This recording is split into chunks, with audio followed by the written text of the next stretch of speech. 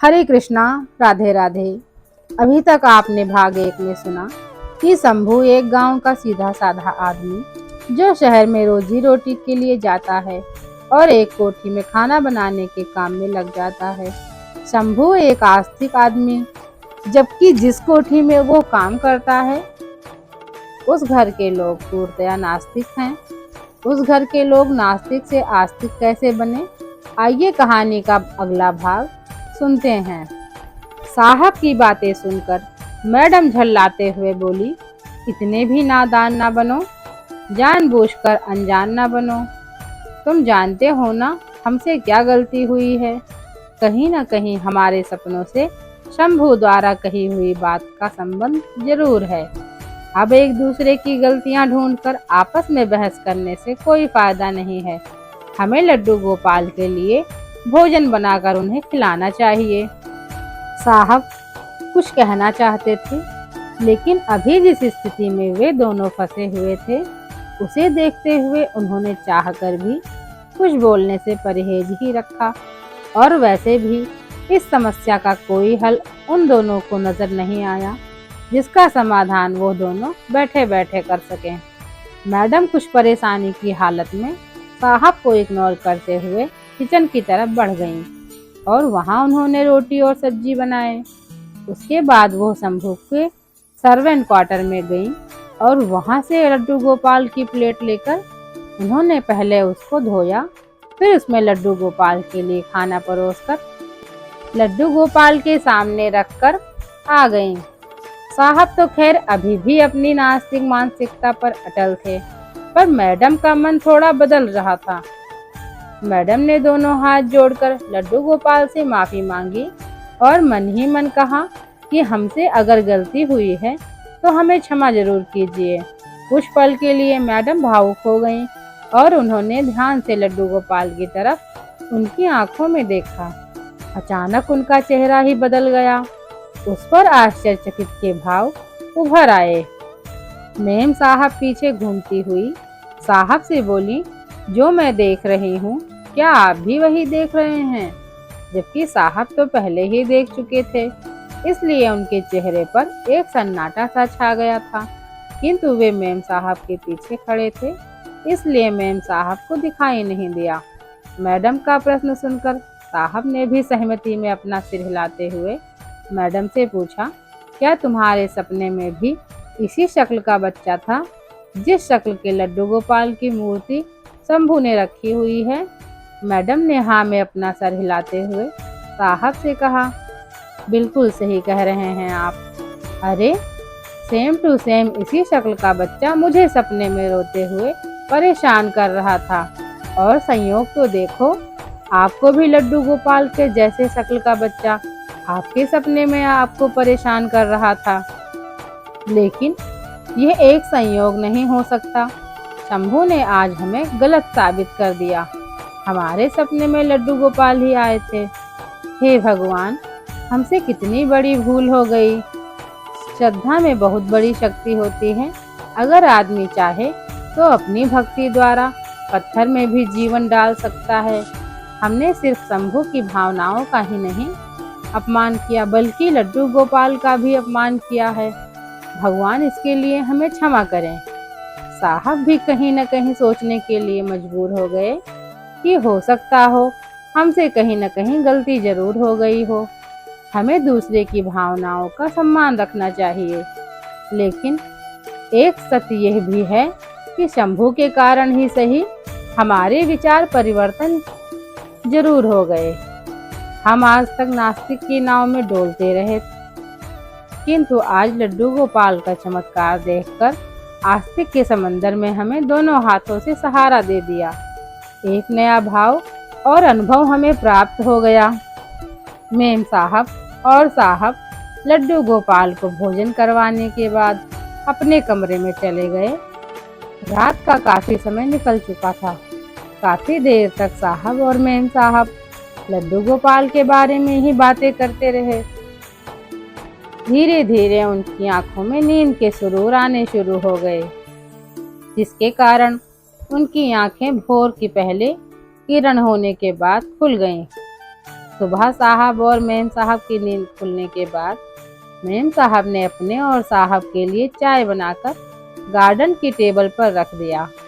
दोनों रात की घटना पर चर्चा करते हुए चाय की चुस्कियों का आनंद ले रहे थे। मेम साहब के दिमाग पर तो लड्डू गोपाल का इतना असर हो गया था कि बस वो गोपाल के बारे में ही बातें करती जा रही थी। साहब भी बड़े ध्यान से मेम साहब की बातें सुन रहे थे। दोनों के लिए आज का दिन एक अलग दिन था। कल इसी वक्त इसी समय दोनों नास्तिक होकर इसी टेबल पर चाय पी रहे थे और आज दोनों आस्तिक होकर लड्डू गोपाल की चर्चा करते हुए उनकी भक्ति में डूबे हुए लड्डू गोपाल की चर्चा कर रहे थे। समय बड़ा बलवान होता है। आपकी अगली मंजिल का परिणाम क्या है, आपके अगले कदम आपके लिए क्या अनुभव ला सकते हैं, इसके बारे में ना आपको पता होगा और ना ही आपके रास्तों को। इसी को परिवर्तन कहते हैं, जो चुपके चुपके से हर किसी के जीवन में आ जाता है और आदमी के पास आश्चर्यचकित होने के सिवा और कोई ऑप्शन नहीं होता। साहब और मेम साहब के लिए भी आज की सुबह एक नया अनुभव लेकर आई थी। वो जितना ही लड्डू गोपाल के बारे में सोचती उन्हें और आनंद प्राप्त होता। बिजनेस की बातें, काम की बातें, लेन देन की बातें जिन्हें लेकर वो गार्डन में चाय की चुस्कियां तो लेते ही थे, लेकिन उन चाय की चुस्कियों के साथ कई तरह के दिमागी टेंशन भी लिया करते थे। लेकिन आज का दिन अलग था। आज ना कुछ लेन देन की बातें थी और ना ही कुछ नफा नुकसान की बातें थी। आज तो सिर्फ लड्डू गोपाल, भगवान श्री कृष्ण की बातें थी, उस अनुभव की बातें थी जिसका अनुभव उन्होंने बीती रात प्राप्त किया था, जिसका परिणाम आज की सुबह उन्हें आनंद से भरपूर लग रही थी। एक ऐसा आनंद जिसे प्राप्त करने के लिए आदमी हर क्षण कोशिश करता रहता है। साहब और मेम साहब बाल गोपाल की चर्चा द्वारा आनंद प्राप्त कर रहे थे कि तभी अचानक मेम साहब के दिमाग में एक बात आई और उन्होंने साहब की तरफ देखते हुए कहा, सुनो, मैं चाहती हूँ कि लड्डू गोपाल को क्यों ना हम अपने घर में एक अलग कमरे में रखें। यहाँ उनके लिए एक अलग कमरा उनके निवास स्थान के लिए बनवा लेते हैं, जहाँ वे आराम से विश्राम करेंगे। वैसे भी जहाँ वे अभी हैं वो एक सर्वेंट रूम है, वहाँ उनकी देखभाल बेशक शंभू करता जरूर है, लेकिन उस बेचारे के पास भी तो इतना समय कहाँ कि वो उनका रख रखाव वह अच्छी तरह ध्यान रख सके। और वैसे शंभू को भी अच्छा लगेगा अगर उसे जब पता चलेगा कि हमने बाल गोपाल को अपने कमरे में बढ़िया जगह स्थान दे दिया है, तो शंभू की खुशी का ठिकाना नहीं रहेगा। वैसे भी शंभू को पता है कि हम नास्तिक हैं, हम भगवान पर विश्वास नहीं करते। हमारा बदला हुआ रूप देखकर, बदला हुआ विचार देखकर शंभू भी खुश हो जाएगा। तो चलिए बाल गोपाल को कोठी में एक अलग कमरे में विराजमान करते हैं। हमें देर नहीं करनी चाहिए। साहब कुछ देर सोचने की अवस्था में आ गए, किंतु अब ये वो साहब नहीं थे जो ऐसी बातों को दकियानूसी और पाखंड कहते थे। अब ये साहब एक नए साहब थे जो कहीं ना कहीं लड्डू गोपाल की तरफ आकर्षित होते जा रहे थे। साहब ने कुछ देर सोचने के बाद मैडम से कहा, अरे क्या बात करती हो भाग्यवान, नेकी और पूछ पूछ। मैं भी यही चाह रहा था कि लड्डू गोपाल को हम अपने कमरे में विराजमान करें, किंतु मैं तुम्हारे मुंह से सुनना चाहता था कि तुम क्या चाहती हो। तो अब देर किस बात की, चलो बाल गोपाल जी के विराजमान करने के लिए उनका कमरा सजाया जाए। साहब और मेम साहब बड़ी प्रसन्नता से कमरे की सफाई और उसकी सजावट में लग गए। उनको ना आज कोई थकावट थी, ना ही किसी तरह की बाल गोपाल के लिए कमरा साफ करने में परेशानी थी। वो दोनों बड़ी ही खुशी के साथ लड्डू गोपाल के लिए एक नया स्थान तैयार कर रहे थे। उनके मन में एक अलग तरह की खुशी पनप रही थी। वो सोच रहे थे अब लड्डू गोपाल हमारे आंखों के सामने रहेंगे। अब हम दोनों उनकी सेवा करेंगे, उनसे बातें करेंगे। बस इसी सोच में साहब और मेम साहब उनका कमरा साफ करने में लगे हुए थे। कमरा साफ करने के बाद उन्होंने कमरे में एक तरफ भगवान लड्डू गोपाल के लिए एक अलग स्थान निर्धारित किया, जिसमें एक झूला लाकर रख दिया। उसके बाद साहब और मेम साहब लड्डू गोपाल को शंभू के कमरे से लाकर उस झूले में लड्डू गोपाल को विराजमान कर दिए। दोनों बड़े प्रेम से झूला को झुला रहे थे, क्योंकि व्यतीत रात की घटना के कारण अब उन्हें लड्डू गोपाल पर पूर्ण विश्वास हो गया था। क्योंकि रात को लड्डू गोपाल को भोजन करवाने के बाद उन्हें बहुत अच्छी सी नींद आई। उसके बाद उन्होंने रोते हुए बच्चे का सपना भी नहीं देखा, इसलिए उन्हें भगवान लड्डू गोपाल पर पूर्ण विश्वास हो गया और वो भगवान लड्डू गोपाल की भक्ति में डूब गए। इधर शंभू सारी रात हॉस्पिटल में अपनी भाभी की देखरेख में लगा हुआ था। बेचारे को सोने का समय तक नहीं मिला, क्योंकि भाभी की हालत थोड़ी खराब हो रखी थी। इसलिए उसे कभी कुछ सामान के लिए डॉक्टर भेज देते थे, कभी कुछ सामान के लिए कहीं और भेज देते। वो बेचारा रात भर ऐसे ही भाग दौड़ करता रहा। सोना तो दूर, बेचारे को आराम करने का भी समय नहीं मिला। खैर, सुबह के वक्त उसने बाहर बेंच पर लेटकर एक नींद की झपकी जरूर ली, जिसके कारण उसके शरीर की थकावट थोड़ी कम जरूर हो गई थी। नींद की झपकी पूरी होने के बाद वो अपने भाई से मिला और बोला, भाई अगर मेरी और ज़रूरत है तो भाई मैं अभी और यहाँ रुक सकता हूँ, आप मेरी चिंता ना करें। मेरे मेम साहब और साहब बहुत अच्छे आदमी हैं। अगर मैं उनसे और छुट्टी के लिए कहूँगा तो वो मेरे लिए मना नहीं करेंगे। अब आप बताओ कि मैं क्या करूं, छुट्टी लूं या फिर अपने काम पर चला जाऊं। छोटे भाई शंभू की बातें सुनकर शंभू के बड़े भाई ने शंभू के कंधे पर हाथ रखते हुए कहा, शंभू मेरे छोटे भाई, तेरे बहुत बड़े एहसान हैं मुझ पर। अगर कल रात तू मेरे पास ना आता तो मेरा क्या होता। मेरे लिए बहुत बड़ी समस्या उत्पन्न हो जाती, किंतु तेरे सहारे के कारण मेरी सारी समस्याएं दूर हो गईं। और फिर मैंने काम ही क्या किया, सारी रात तो बेचारा तू ही भाग दौड़ कर रहा था भाभी की दवाइयों के लिए। मैं तो बस तेरी भाभी की हालत देखकर घबराया सा था। एक जगह मैं बैठ रहा था कि तेरी इसी मेहनत और भगवान की कृपा के कारण अब तेरी भाभी की हालत कल से काफ़ी बेहतर है। इसलिए अगर तू जाना चाहता है तो भाई मैं नहीं रोकूंगा। वहाँ तेरे साहब और मेम साहब भी कल से परेशान होंगे। अब तुझे वहाँ जितना जल्दी हो सके काम पर जाना चाहिए, पर कमरे में जाकर थोड़ा 2-3 घंटे आराम जरूर कर लेना, क्योंकि तू भी सारी रात नींद से दूर ही रहा। थोड़ी थकावट सोने से दूर हो जाएगी। शंभू अपने भाई की बातों से सहमत था। वो भी सोच रहा था कि बड़ा भाई सही कह रहा है। साहब और मेम साहब घर में परेशान होंगे, उनके लिए तो सुबह की चाय भी मैं ही बनाता था। अब खुद काम कर रहे होंगे और उन्हें परेशानी भी जरूर आ रही होगी। अपने बड़े भाई से मिलकर शंभू अपने बीमार भाभी से मिलने गया, जो अब काफ़ी हद तक सही हो गई थी। अपनी भाभी से मिलने के बाद उसने वापस अपने काम पर जाने के लिए अपनी भाभी से इजाज़त मांगी और भाभी ने भी उसका धन्यवाद देते हुए उसे काम पर जाने की इजाज़त दे दी। शंभू ने बस पकड़कर कोठी की तरफ प्रस्थान किया। 2 घंटा बस का सफ़र पूरा करने के बाद वह कोठी के मेन गेट पर पहुंच गया और उसने बेल बजाई। घंटी की आवाज़ सुनकर साहब ने दरवाज़ा खोला। शंभू का गर्मजोशी से स्वागत किया।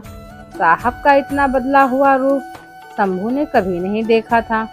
बेशक साहब एक अच्छे आदमी हैं, अपने वर्करों का सम्मान भी करते हैं, किंतु जितनी गर्मजोशी से साहब आज शंभू से मिले, इतनी गर्मजोशी से पहले कभी नहीं मिले थे। शंभू से गर्मजोशी के साथ मिलने के बाद साहब ने शंभू से कहा, अरे शंभू, कैसा है रे तू? तेरी भाभी तो ठीक है ना? बता तेरी भाभी की तबीयत अब कैसी है? और तू इतनी जल्दी वापस क्यों आ गया? अरे 2-4 दिन और रह लेता। खैर, तू जब जल्दी आ ही गया है तो अब चाय पी के नाश्ता करके 2-4 घंटे अपने रूम में आराम कर ले।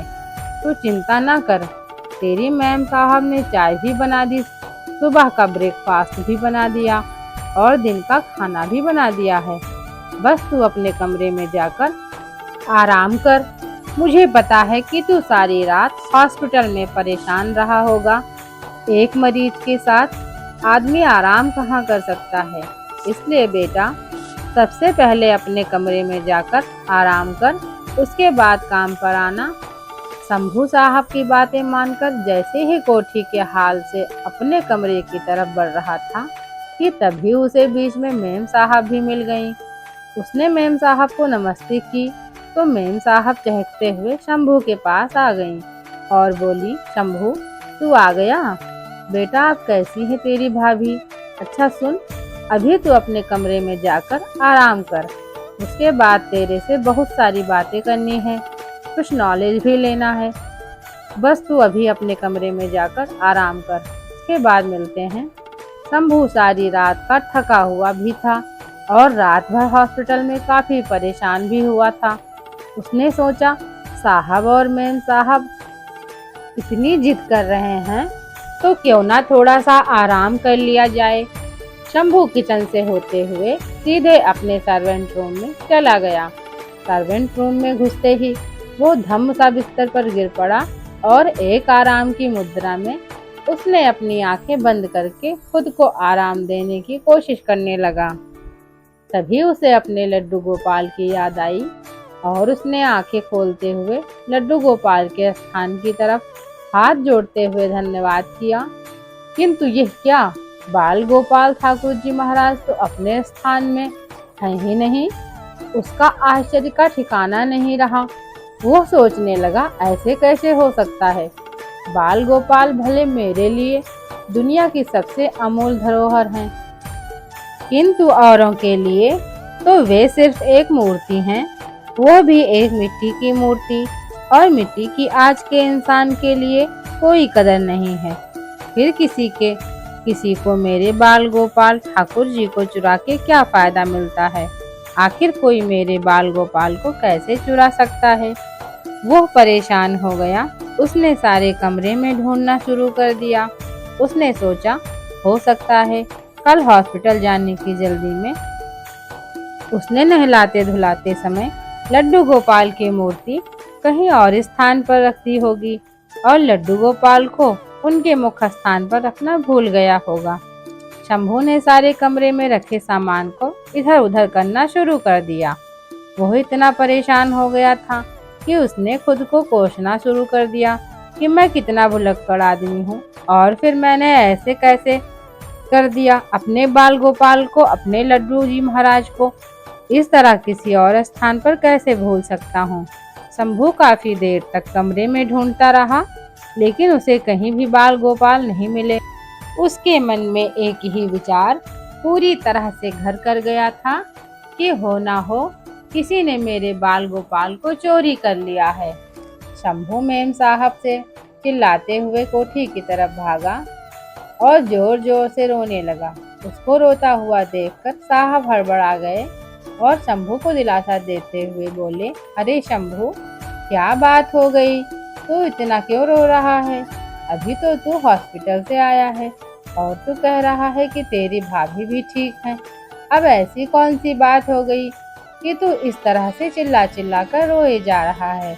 साहब की बातें सुनने के बाद शंभू ने अपने आंसू साफ करते हुए साहब से कहा, साहब कल मेरी गैर हाजिरी में किसी चोर ने मेरे बाल गोपाल को मेरे कमरे से चुरा लिया।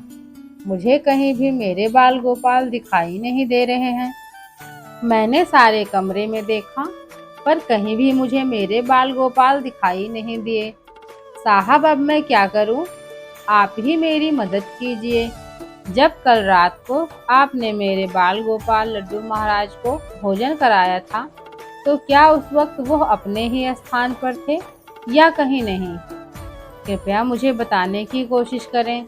शंभू की बातें सुनकर मैडम और साहब थोड़े मुस्कुराने लगे और कहने लगे, अरे शंभू, मूर्ति तो है, अगर चोरी ही हो गई तो चोर तेरे बाल गोपाल का अपमान थोड़ी नहीं करेगा।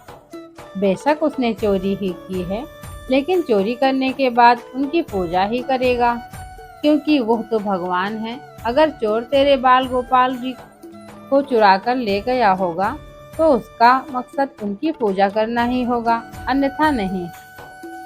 और दूसरी बात यह है कि अगर तुम्हें इतना ही अपने लड्डू गोपाल की याद आ रही है तो हम तुम्हारे लिए बाजार से बाल गोपाल की एक मूर्ति लेकर आ जाते हैं, उसके बाद करते रहना उनकी पूजा।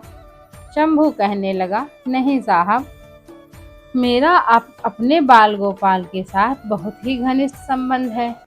यह सिर्फ मिट्टी की मूर्ति का सवाल नहीं है, ये मेरे उनके साथ बिताए हुए उन भक्तिमय पलों का संबंध है, जिसमें मैं उनसे बातें करता था, उनकी पूजा करता था, उनकी देखभाल करता था।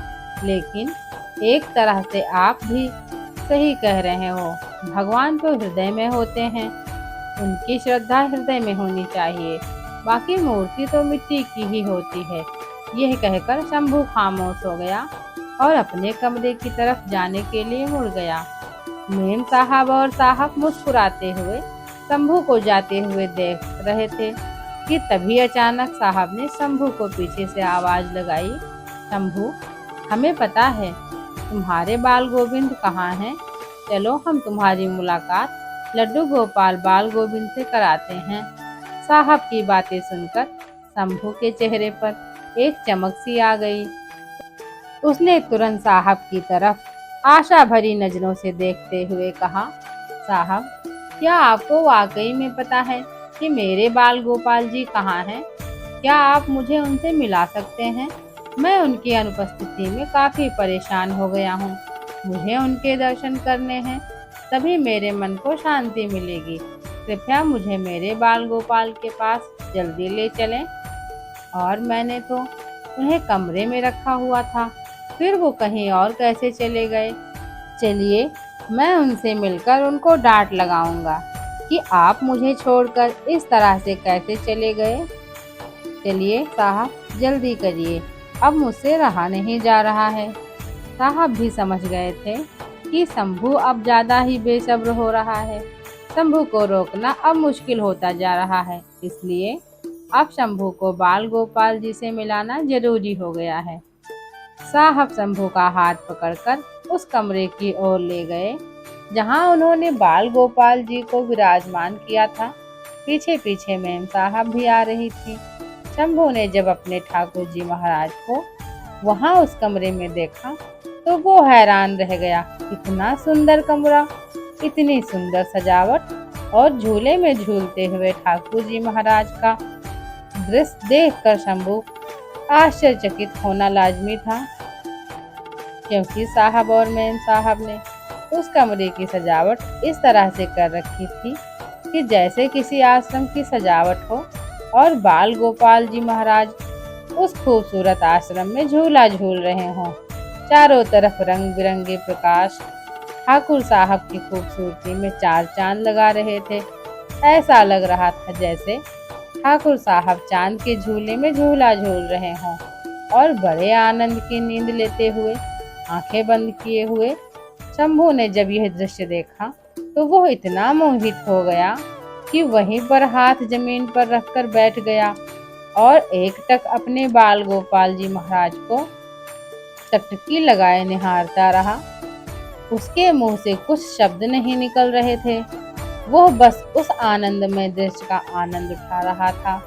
तभी उसके दिमाग में एक बात आई कि साहब और मेम साहब तो नास्तिक हैं, फिर उनको ऐसे अचानक क्या हो गया? वे लोग मेरे ठाकुर जी की इतनी सेवा करने लगे, उनके मन में मेरे ठाकुर जी के प्रति इतना सम्मान कैसे उत्पन्न हुआ? शंभू इस दृश्य को देखकर इस विश्वास के आधार पर अपने साहब और मेम साहब के इस बदले हुए स्वरूप का विश्लेषण ही नहीं कर पा रहा था। वो सोचे जा रहा था कि आखिर एक रात में ऐसा क्या हो गया कि मेरे साहब और मेम साहब में इतना परिवर्तन हो गया। शंभू की इस कसमकस को साहब जान गए और उन्होंने शंभू के सर पर हाथ रखते हुए कहा, शंभू, हम जानते हैं कि तुम किस कसमकस में हो। तुम्हें हमारे इस बदले हुए व्यवहार का शायद अंदाजा भी नहीं रहा होगा, लेकिन जब कोई नई चीज अचानक इस तरह सामने आती है, जिस तरह तुम्हारे सामने हमारा ये व्यवहार आया, तो तुम्हारा इस तरह आश्चर्यचकित होना कोई नई बात नहीं है। शंभू, हम जैसे नास्तिक लोगों के लिए, जिन्हें जन्म के बाद बचपन में ही सिखा दिया जाता है कि इस दुनिया में भगवान नाम की कोई चीज नहीं है, उनमें एक रात में इतना बदलाव नहीं आ सकता। इस बदलाव के पीछे जरूर कोई कारण तो रहा होगा। तो सुनो, पहले कारण तो यह है कि जिसको बाल गोपाल अपने भक्त के रूप में चुनते हैं, वो चाहे जितना भी नास्तिक क्यों ना हो, एक ना एक दिन बाल गोपाल जी की शरण में जरूर ही आ ही जाता है। और दूसरी घटना कल रात की है। इतना कहने के बाद साहब ने शंभू को रात में बाल गोपाल द्वारा उनके सपने में आकर उनको भोजन के लिए प्रेरित करना, बार बार रोते हुए उनके सपने में आना, सारी घटना साहब ने शंभू को सुनाई। जब साहब ने यह सारी घटना शंभू को सुनाई तो वह इतने भावुक हो गए कि उनकी भी आंखों में आंसू निकलने लगे। शंभू यह देखकर हैरान था और सोच रहा था कि यह क्या हो गया, एक पत्थर दिल आदमी इतना मोम दिल कैसे हो गया। वैसे मेरे बाल गोविंद कहते हैं कि इस संसार में चमत्कार नहीं होते। जो कहता है कि चमत्कार हो रहा है, वो सिर्फ पाखंड से ज्यादा और कुछ नहीं। लेकिन मैं इस घटना को चमत्कार नहीं कहूँ तो और क्या कहूँ। अब शंभू भी सारी रात की घटना सुनकर भाव विभोर हो गया।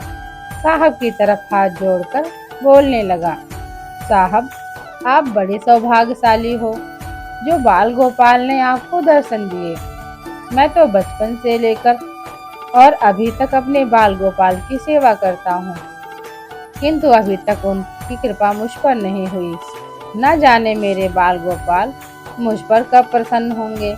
बेशक आप मेरे साहब हो और मैं आपके घर में काम करता हूँ, और चाहे आप कितने भी नास्तिक क्यों न हो, लेकिन जब बाल गोविंद मेरे लड्डू गोपाल जी महाराज ने आपको दर्शन दिए तो मेरी नज़र में आप भी मेरे लिए मेरे बाल गोविंद के समान ही हो।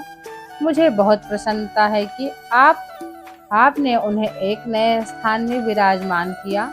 और सबसे सौभाग्य की बात तो ये है कि पहले सिर्फ मैं ही बाल गोपाल की सेवा किया करता था, अब तो उनकी सेवा में उनके 2 और भक्त शामिल हो गए हैं, आप और मेम साहब। अब तो मुझे भी कोई चिंता नहीं रहेगी।